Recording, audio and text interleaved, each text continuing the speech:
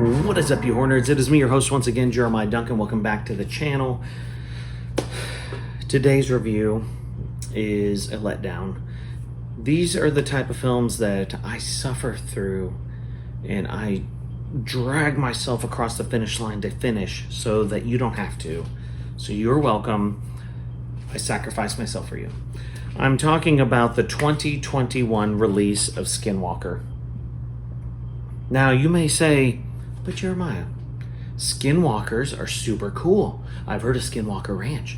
I've heard of these Native American spirits and reaching out and killing people because they've jacked up with Native American land. I've heard these things and they're cool. That's where I was at. I'm like, this is gonna be rad. It's a Western.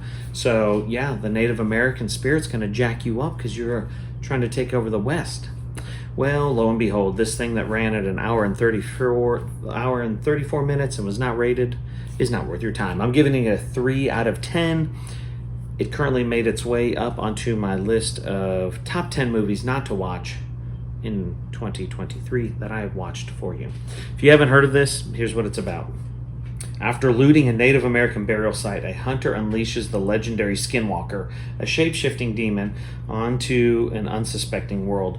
Once thought to only be a legend, this ancient evil returns from the grave to wreak a terrible vengeance on all who are unfortunate enough to cross its path. So, again, I love the lore of the Skinwalkers, so I got pumped. Maybe I put it up on too high of a pedestal to get excited about. But the movie's bad, okay? It's set in Western, which was kind of cool to see like a demonic possession in Western times, even though that's not really what Skinwalker does. It's more of like a creature that shapeshifts and forms, but that's splitting hairs, I'm sure, because that's just, I'm so into that stuff that kind of let me down. However, setting that aside, it's like possessed people, you know, and they're like coming after people, so...